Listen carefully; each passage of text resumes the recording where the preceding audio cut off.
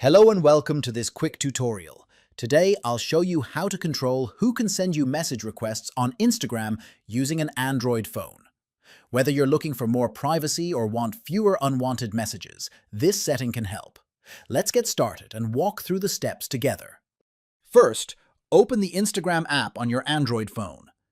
Now click the three horizontal lines at the top right corner. Scroll down and select Messages and Story Replies. Now tap on Message Controls. Then click on your followers on Instagram and choose whether you want to receive message requests or don't receive requests. Then go back and tap on Others on Instagram. Again, choose between receiving message requests or don't receive requests.